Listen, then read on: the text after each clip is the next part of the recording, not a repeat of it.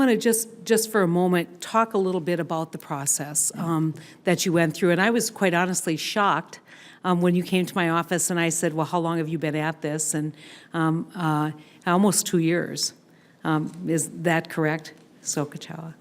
Yes, the process started for me in late October of 2013 when the Council for Inspectors General put my name forward as a candidate for an Inspector General position.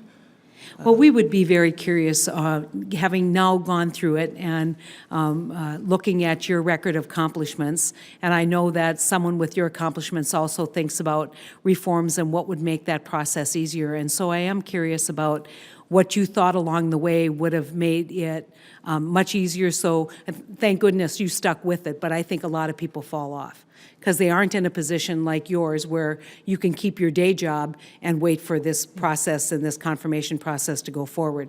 They have to eventually make a decision and move on with their life. And so I'm curious about, given your experience, what recommendations you would make to this body in terms of clearing the hurdles. Maybe, as Senator Langford said, we don't want shortcuts taken, but we don't want excessive periods of time without real value added to the process being experienced by our nominees. So I'm curious what recommendations you would make.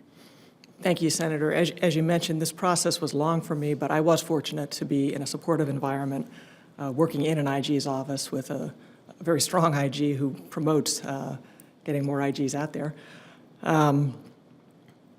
In terms of recommendations, I can tell you that when Brian Miller resigned from his position as GSA IG in April of 2014, I did make a very strong expression of interest in this position, and from that time forward, the process moved along. I was nominated in March of 2015, and then this committee moved very quickly, which I really appreciate, to go from nomination to a hearing in this short period of time.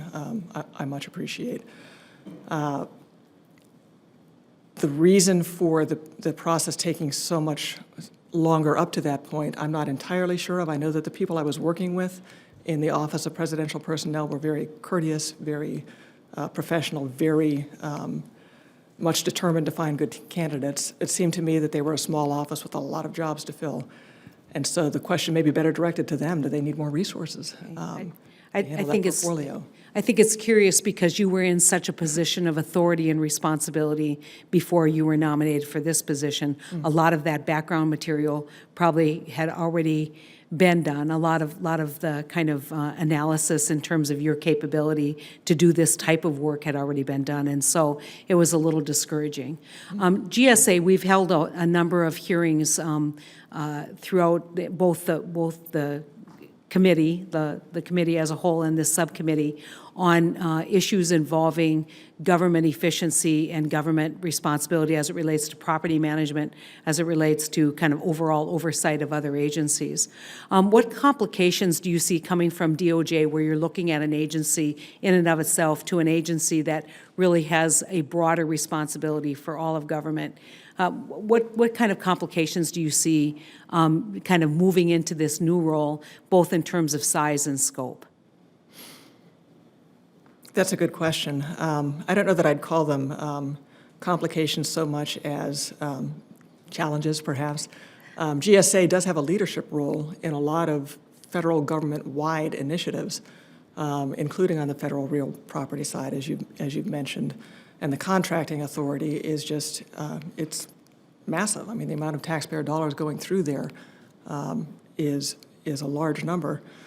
I see that part of my job will be to coordinate with other oversight authorities so that the GSA OIG can look deeply at what GSA is doing itself in the leadership role to implement these initiatives, what policies it has in place, what strategies it's using, whether it's meeting its own measures and milestones, whether it has a contracting workforce up to snuff considering the sophisticated workforce they're up against in the private industry.